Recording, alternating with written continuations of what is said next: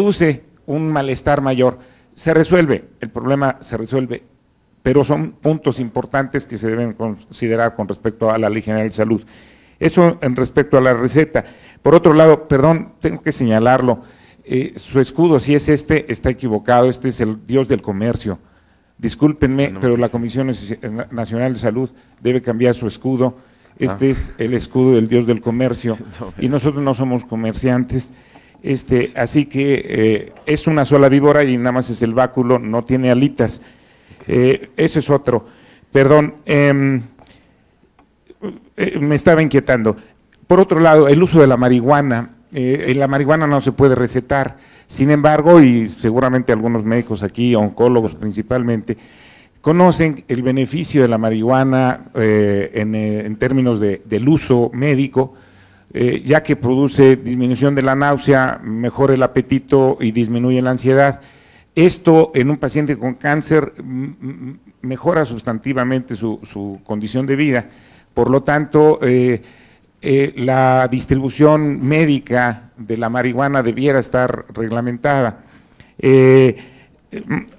Mi área principal es atender pacientes terminales. Me dedico exclusivamente a atender pacientes moribundos. Uno de los grandes problemas de la muerte es que la muerte es un tabú mayor que el sexo y por eso no está en los libros de texto gratuito. Yo estoy solicitando directamente a la Presidencia de la República y a las comisiones que incluyan el tema de la muerte en los libros de texto gratuito. Dentro de este tema, la muerte, en su comprensión, ayudaría no a resolver el problema a nivel de profesionales, sino a nivel de la sociedad. Es la sociedad la que necesita ser educada tanto en el manejo de la muerte, con una cultura de muerte racional, ¿sí?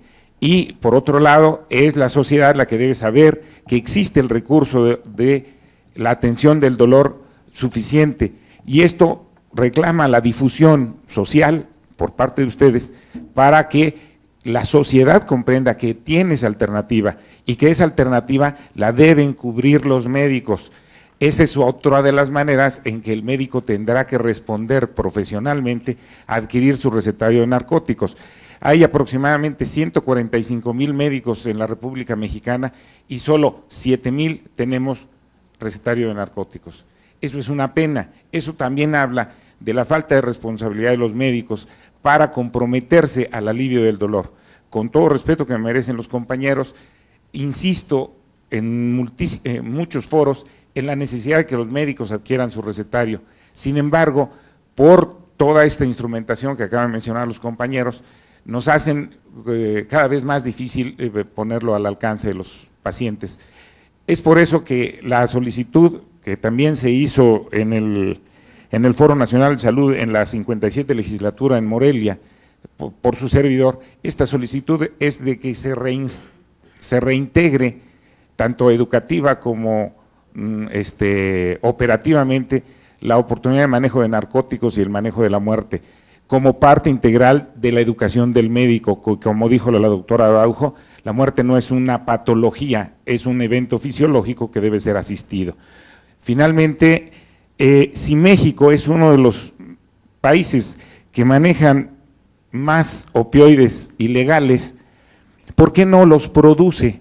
Suecia no produce medicamentos, no produce opioides, pero es la que tiene mayor producción de medicamentos opioides.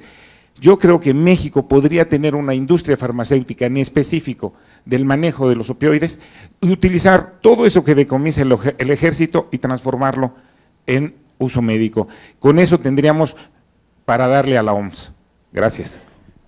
Sí, antes de darle la palabra al doctor Genis, evidentemente me parecen muy interesantes sus comentarios, nada más que no hay que perder de vista las atribuciones. En el legislativo hacemos leyes y entonces habría que convertir en leyes esas sugerencias en cuanto a la docencia, a la inclusión de oncología o de dolor en las carreras de medicina, en cuanto a la legislación de los opioides, de la marihuana, etcétera. Entonces, esto, por una parte, es lo que la atribución que tenemos nosotros nada más es hacer leyes, no, los programas no los hacemos nosotros, los hace la Secretaría. Entonces también no nos podemos meter en el ámbito del Ejecutivo, nosotros somos nada más legislativo. Entonces nada más llevar al ámbito que corresponde, y obviamente si corresponde a educación, tendrá que ser a través de la Comisión de Educación y no de Salud, aunque sea educación en salud, ¿sí? Pero corresponde a educación. Nada más esto para fin de que hay expresiones y necesidades muy importantes, pero si no se canalizan bien, pues ahí se quedan. Sí. Doctor Genís, quería comentar. Doctor Rebolledo, lo que usted menciona es algo muy importante y es lo que se enfrentan todos los médicos. El artículo 235 de la Ley General de Salud dice que la cosecha, siembra, producción, traslado va a estar reglamentada por lo que norme la Secretaría de Salud. Y la Secretaría de Salud estipula que cuando usted va a trasladar uno de estos tipos o estupefacientes, usted debe llevar una receta médica. Como usted bien dijo, una copia se queda en la farmacia y otra copia se queda usted. Lo que tiene que hacer el paciente es sacarle una copia fotostática y usted puede viajar por todo el territorio nacional llevando la cantidad necesaria y suficiente para su paciente sin que eso tenga ningún menoscabo en que lo detengan o en que le pongan un stop en la regulación sanitaria de cada estado. Entonces lo ideal es que cada paciente tenga una copia de ese medicamento y pueda viajar por todo el territorio nacional.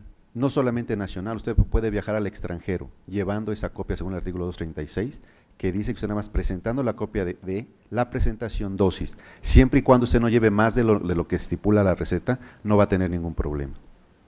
Usted bien decía, en Zacatecas no tenían opioides. Yo le decía que aquí en una farmacia, en 20 millones de gente que vive en el DF, a veces una sola farmacia lo tiene. Para los estados es muy complicado y muy difícil adquirir los medicamentos. Si usted tuvo la opción y la buena suerte de mandárselo a su amigo o compañero, lo hubiera mandado únicamente con la receta sin ningún problema. Como bien lo dijo el doctor Uriah Guevara, este problema, los artículos suenan muy bonitos y se ven muy bien. Como él bien lo dijo, es un problema de reglamentación. El artículo está muy bien diseñado. El problema es que no se lleva a cabo como debe de ser. Nadie cumple lo que dicen los artículos, la ley. El de la farmacia se salta, el de importación se lo salta. Y no digamos cuando las personas que se encargan de hacer los trámites ante la aduana, todo lo que se enfrentan, no solamente es lo que yo le mencioné, ellos se enfrentan a problemas más severos, que me falta esta coma, que le falta un punto, que regresa, que ve por el sello, etcétera, etcétera. Entonces son más problemas más severos. Tenemos nada más 5 minutos más para preguntas, yo les pediría muy breves, doctor, aquí adelante por favor. Gracias, es que aquí… perdón, acá está la doctora. Bueno, sí, adelante. El teléfono, sí. Más que nada yo quería señalarle que por la lucha para que el paciente no tenga dolor, ya se ha establecido, tanto así que existen clínicas del dolor desde hace más de 25 años, está la de la Clínica del Dolor de Nutrición, la del INCAN, la del 20 de noviembre y la del Hospital General. Y quiero señalar que también ya existen en el Diario Oficial de la Federación, como por ejemplo, se nombró a la Clínica del Dolor del Hospital General de México Centro Nacional de Capacitación, que norma, o sea, que nos otorga la calidad de poder crear cursos, a capacitar gentes, y por eso más que nada era una sugerencia al comité organizador de la asociación AMED, que en foros así se tomen en cuenta principalmente a las cabezas de estas clínicas del dolor que tienen mucha experiencia en pacientes con dolor, como es Nutrición, 20 de noviembre, y también al Centro Nacional de Capacitación, que es un organismo federado. Muchas gracias. Gracias. A ver, el doctor aquí había pedido. Ricardo Plancarte, del Instituto Nacional de Cancerología. Doctor Córdoba, me sumo a las felicitaciones de mis compañeros en todos los aspectos y las observaciones y reconocimientos. Yo creo que como nunca se había dado la oportunidad de validar todos los esfuerzos que se han hecho en las diferentes instancias, en las diferentes organizaciones, y como nunca hemos tenido un foro tan importante como para que tenga trascendencia, la posibilidad de motivar a que todos esos esfuerzos sean sumados para tener una mejor visión.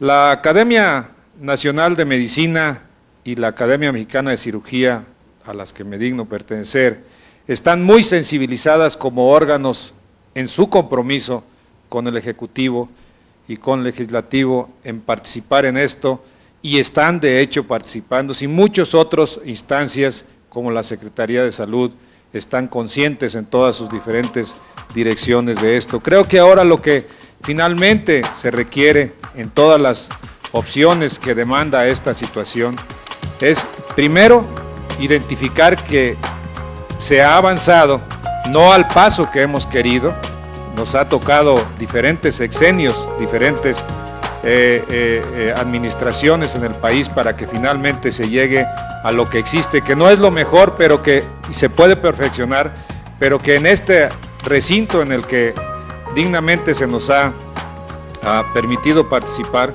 puede ser el parteaguas para que realmente se concreten una serie de esfuerzos que ya están ahí, y no nada más quedarnos como esa bella frase que usted dice, que hasta que no estamos en los zapatos del que lo sufre, tengamos que aceptar realmente que esto existe.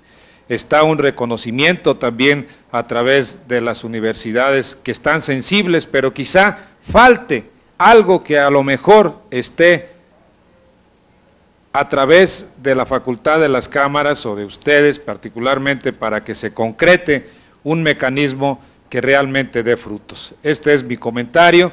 Creo que lo demás realmente, cuando tenemos unas necesidades entre muchas otras de opioides, y la cuota que tenemos es de 25 kilogramos por año, y aquí está la licenciada Espota, responsable de la dirección correspondiente en insumos, y los requerimientos mínimos en lo que a dolor por cáncer se requerirían, considerando 50 miligramos por día en el número de pacientes que mencionaba el doctor Mayer, pues definitivamente estamos muy lejos, ni al 30% de nuestros requerimientos. Entonces hay responsabilidades compartidas en muchos aspectos, y en ese sentido yo quisiera pues motivar a que se concrete una comisión especial para que se resuman todos estos esfuerzos que hay, ya sean a través de las academias, a través de la Secretaría, a través de la Cámara, para que realmente se llegue a una situación de un futuro más próspero en este campo. Muchas gracias. Gracias. A ver, la doctora está ahí atrás inmediatamente, sí que. Gracias.